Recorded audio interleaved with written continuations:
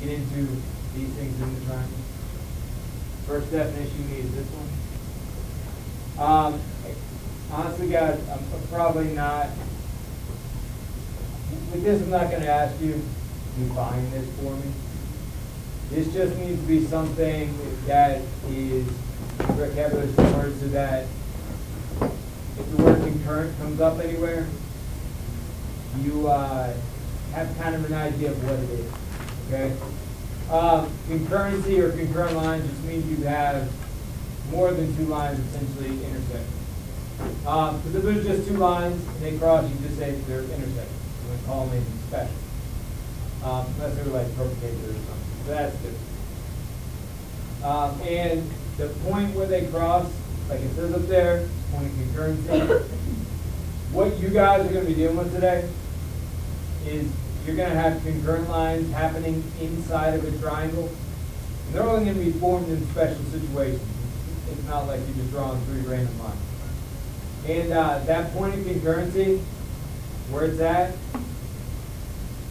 is going to have a specific name for each special segment that we use. Like when we do, when I take a triangle, do the angle bisectors. You know, you draw them all in there, they're going to cross the same point. That point where they cross is going to have a special name.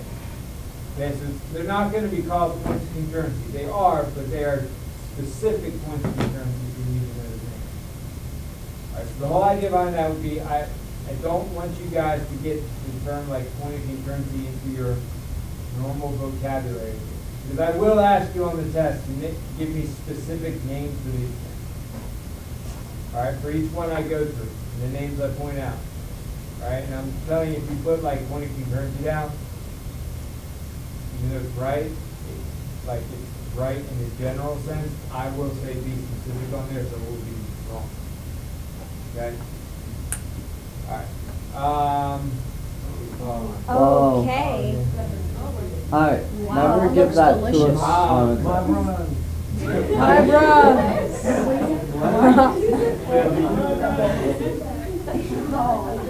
Buddy?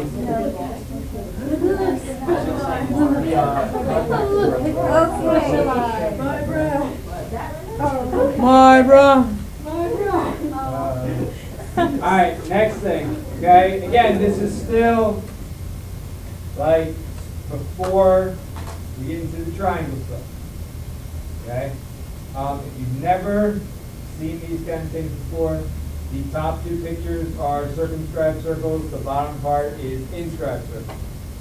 The reason we go through this is because the names that are going to come up, at least the first two, are going to relate to these. Okay, and the whole idea behind them, the whole idea behind what you're going to be doing in the triangle is going to be identifying like kind of which kind of circle happens, because if you can do that, you guys should already have the general idea that, you know, every radius inside the circle is the exact same length, like within each separate circle. So that I would look at, like if I looked at this picture, I would see that's a radius, that's a radius, and that's a radius. So I would automatically know those two lines are the exact same length, because they're radius of the circle. So if that was 8, that'd be 8, that'd be 8. All right, so the principle behind what we're doing with the first two is kind of broken down in that manner. Like it relates to what you did yesterday. And technically what you're doing is you're taking the theorems from yesterday and applying them to things inside a triangle. So the first two things you do.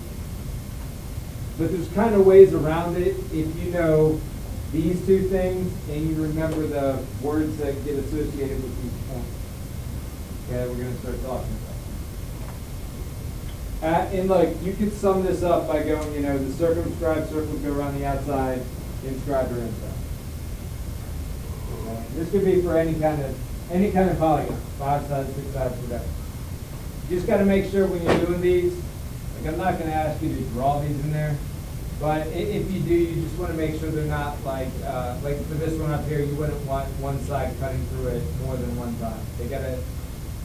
For the circumscribed, they have to touch exactly the same number of times as the number of sides. Okay? And same with the inscribed. The circle can't come in contact with each side more than once. All right, but just get it. Circumscribed on the outside, inscribed on the inside. Okay? All right, so basically from now until like the end of the day, well, end of the lesson, we're going to be doing special segments inside triangles. Meaning you had two segments yesterday, right? Or two situations. You had the angle bisector and perpendicular bisector. Those are the first two we're going to do. The last two are going to be medians and altitudes. All right? And every single one of those are going to fall under the whole current line thing that we're doing.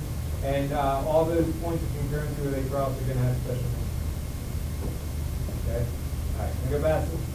Yeah. All right. So the first one's perpendicular bisector. So the whole idea here is essentially you're taking what you would have dealt with yesterday. Like I said,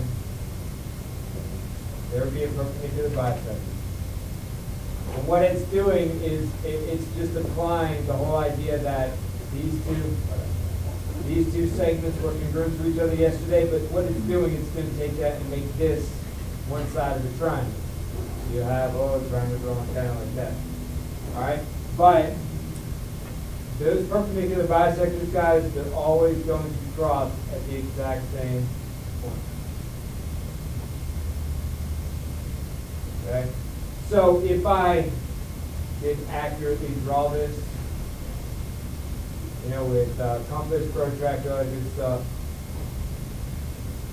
and I did a perpendicular bisector on each side, these should all come to the exact same meaning.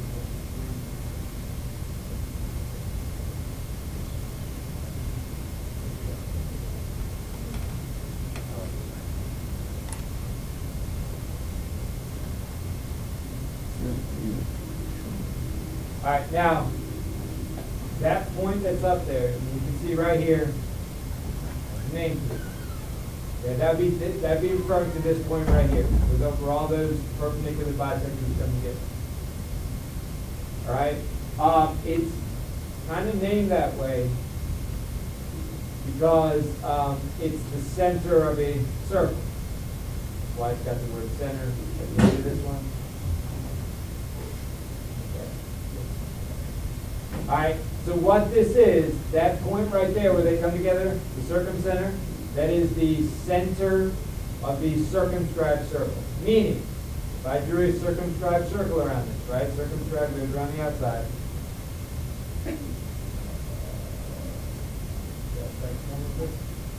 Okay, if I drew that in there, that point would be the center, and any radius I drew in there would obviously be the exact same length.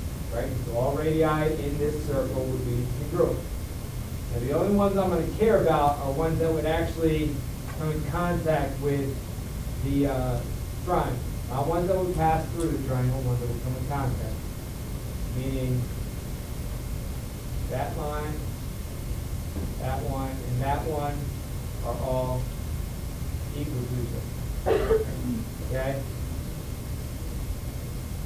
Now here's the thing, you can kind of just sit down and memorize, perpendicular bisectors gives me pictures like this.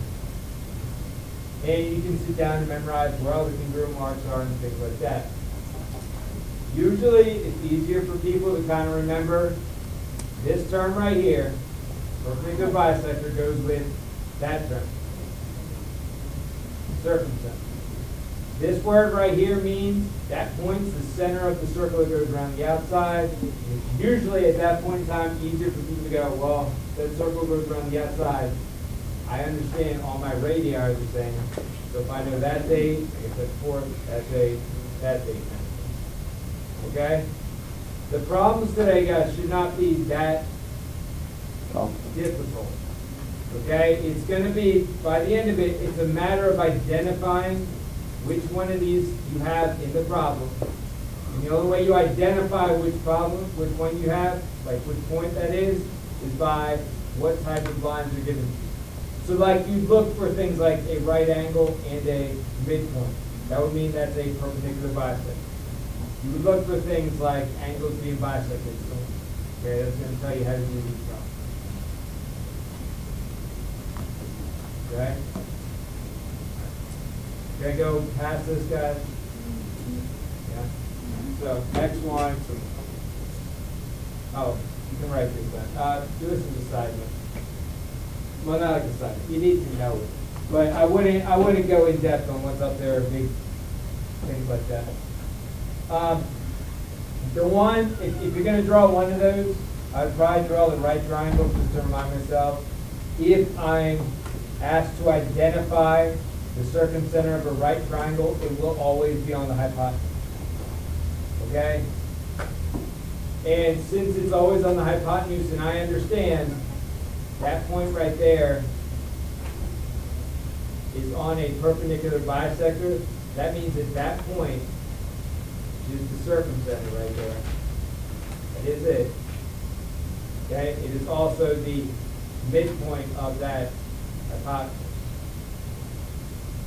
Right? I mean, otherwise it's not that big a deal. I generally put this up here just so you understand if you're dealing with this whole realm of perpendicular bisector and the circumcenter, that point can either be on the inside, on it, or on the outside. Just so if you see a problem where they have that point on the outside, you don't think it's something different. But you still would have to understand that that point right there is the circumcenter. So like that line would become the growth feature. Okay? But with problems like that, again, it would probably help you if you drew the whole circumscribed circle around it. And you see, oh, there's a radius, so on. Okay, but this one will definitely help because I think most of the problems you're going to see are going to revolve around you understanding that the circumcenter of a right triangle is on that hypotenuse. Okay, otherwise you don't need to draw too much. If you did, great. If not, okay.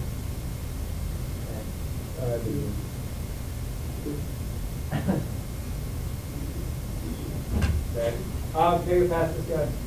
I honestly don't want to keep your question. Next thing, we're going to the angle bisector. Here, I'll point them out. Like I was saying, like one like this. Like if I saw this problem, and basically what it's asked me to do is saying, hey, here's your triangle, find the circumcenter.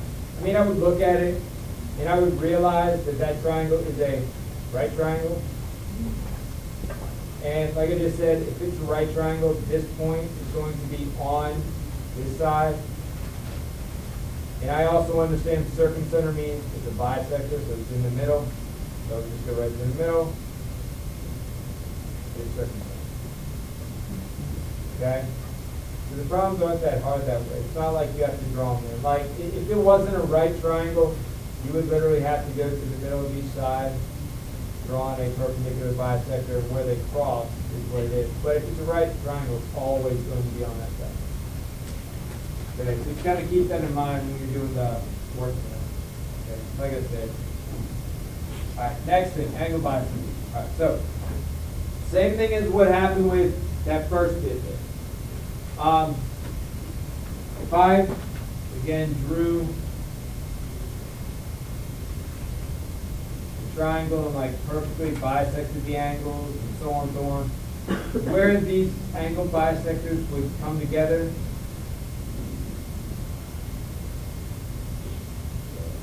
would be at the exact same point. And since you've got three lines there technically going to the exact same point, that makes them concurrent lines, which makes that a point of concurrency. But just like the last one, that point of concurrency has a specific name. Okay? And again, I want you to get specific name matched up with what's forming it. Angle bisectors make the incenter. So every time you see an incenter, you should relate it to angle bisector. All right? Just like the last one, it was perpendicular bisectors and circumcenter.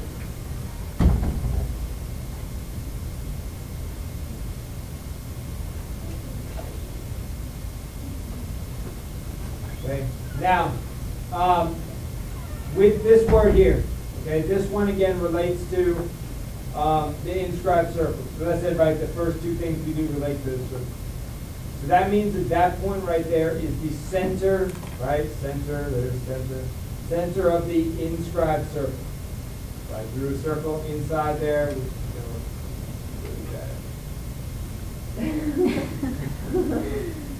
Belongs in a museum. Close enough. I don't know why. I don't see it.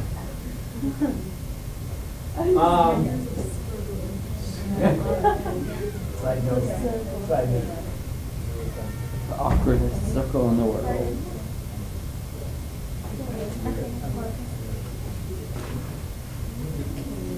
Baby child with Down syndrome. Oh, That's cool. that's just mean. So guys, look. Again, going back to the idea that, right, you understand there's a circle in there. All the radii of the circle are the same. That means if I know that point is called the incenter, right, I can draw an inscribed circle. And then every line, that would be a radius. Again, that comes in contact with the triangle. Like, I don't care about this radius here because that's going in contact. Those would be equal to equal. So basically what these are doing, the first two, is just saying that, you know, if you have these specific segments coming together, like angle bisectors, perpendicular bisectors, basically it's saying inside a triangle you're creating congruent segments. All right, and it's just a matter of identifying. You're also going to have right angles here.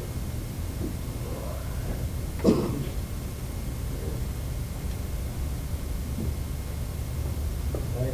So, but what you need to get down is that term with that one. Perpendicular bisector with circumcenter. Yeah, because that honestly is how, these first two, the names of them, tell you how to do the problem. It's telling you what things to set equal for. After that, the next two won't, but these two are nice and neat that way. Okay? Alright, here's what I want you to do before I go to the next one. Alright, so before we get into like them being concurrent and stuff, the first thing we'll have is the definition. Like, so I'll do the definition as we'll deal with the concurrency stuff, and I'll do the same thing with the opposite. Whoa. Okay, so median. It's kind of like people think about medians as maybe a middle of a triangle. Not really a good thing, you know, sometimes you get to split a triangle down the middle.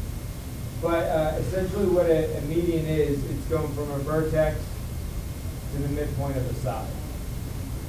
Okay, so it can look like that. I can do that at every vertex.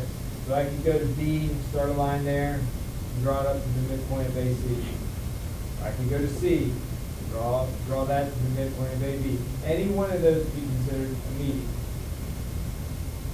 And essentially, like I said, people might describe this as the middle of the triangle. We do it in such a way.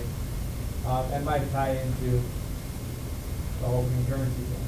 And look, just so you know, guys, there are going to be like questions, on like tests and test review. That I'm going to give you a triangle that's got a whole bunch of lines in it, and I'll ask you to identify what the median is, perpendicular bisector, the altitude, so on. So you need to know what to look for. Like for perpendicular bisectors, you want the midpoint right here, but you also want a right angle.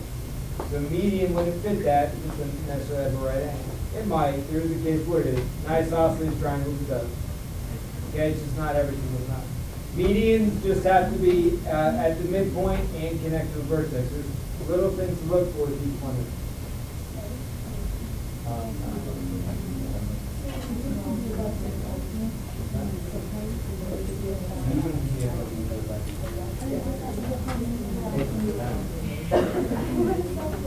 Okay, now, guys, it's like with the last one, right? If I took a triangle, draw the medians in, there's the one up there, they would always intersect at the exact midpoint. Like they would always intersect with each other. Okay, they're concurrent lines. Just like the last one, that point has a name, it's called a centroid. So there isn't anything that I can break it apart in with like circles and stuff. That's just reserved for the first two things we did. Now, since I said medians kind of act like middle of a triangle, kind of. The centroid you can think of as like the center of it.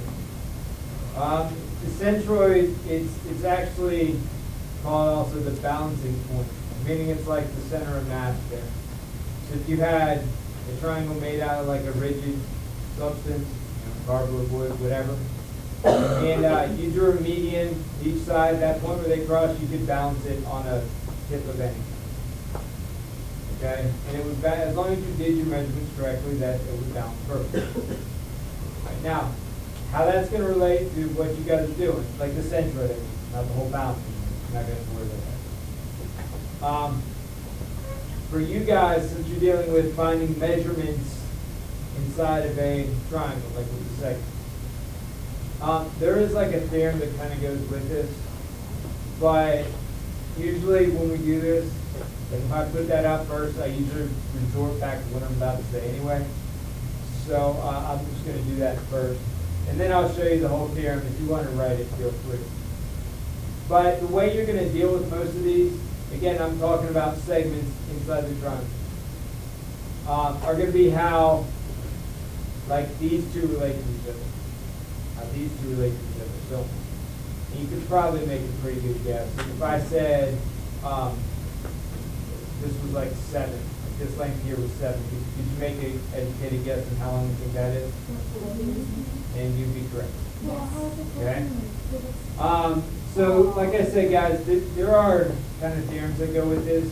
The actual theorem relates like this part to the entire thing. So, like, if I wrote that out, the entire length there would be 21, correct? Yes. Okay? And the actual theorem would go something like, just to show you how it would be written, like, I've got 7 being 1/2 of 14, right? And 7 is also what fraction of 21? So the theorems are going to relate these two like thirds of each other. Like that's 1/3 of the entire length, that's 2/3 of the entire length. Usually, it's easier for people to deal with this and remember it as the smaller portion is half of the bigger portion in terms of what it's broken up at the center. Okay, meaning like that's 6, that's 12, so on. Very rarely are you going to run into a problem where you cannot distinguish between the shorter side and the longer side. I try and make sure I definitely give you problems that you can distinguish between, like especially tests would be that. Okay? So you can do most of them in that manner. All right. Now, if for some reason you do actually, that would be like the whole theorem kind of property behind it. If you want to write it out, you can. I'm not going to leave it up there for too long. So if you want to write, do it shorthand and quick. No one looks. Because honestly, most people, if they write that out, they're probably going to confuse themselves, or they'll do it the wrong way, or put numbers or something like that. Okay? Like especially since it's written in the form of 2/3 instead of like 1/3 or 1/2. Most people have no issues dealing with 1/3 and 1/2. So you put 2/3 in there, 3 out. Okay?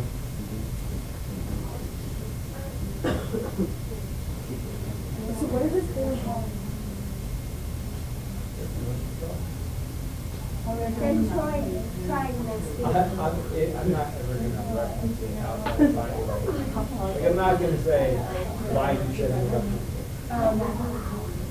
Even if I ask that, you could just say, oh, it's Centriod. Like, oh,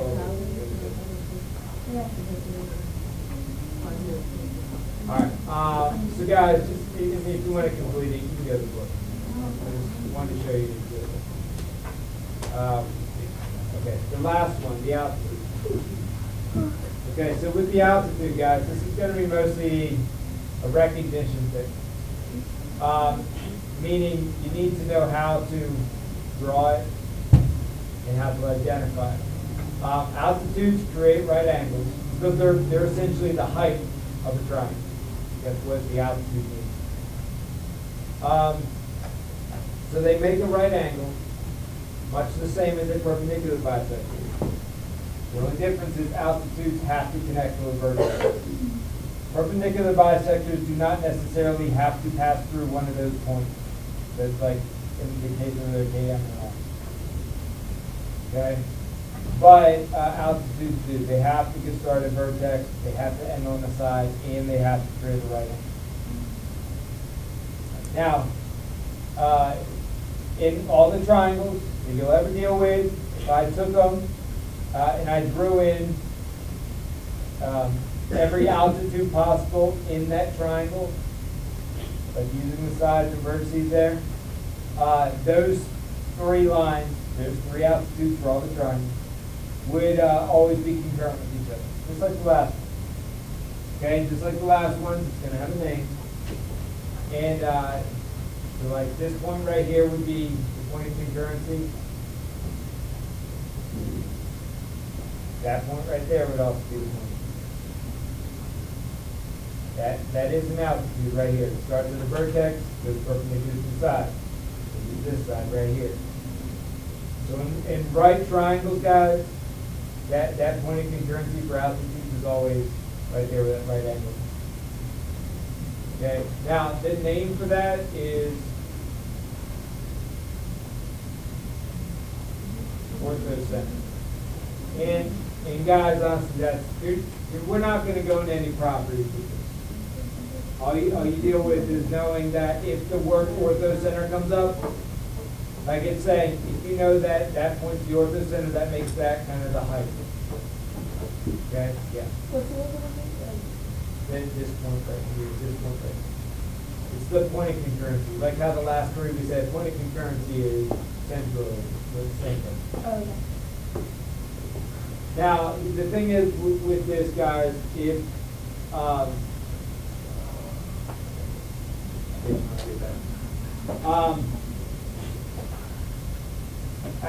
of the four words, I always tell people this, you know, there's four of them, there's always a tendency to forget one. If you're going to forget one, forget this.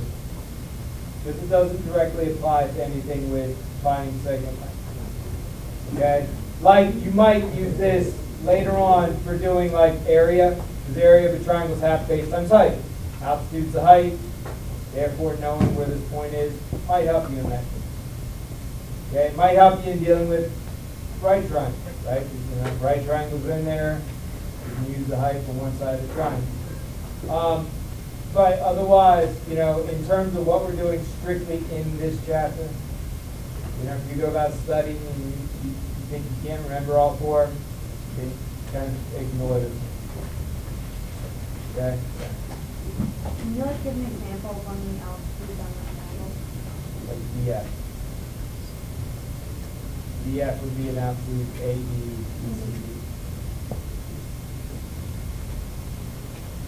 It has to start at a point. Like it has to start at one of the vertices, and it has to make a right angle with the side altitude. Like you couldn't say GF, because GF is just it stops inside. Yeah. The point you use the word, isn't it? What's that? Point you use the word, isn't it? All right. Honestly, guys, like I said, the first three things are the more important, the stuff you're going to use more within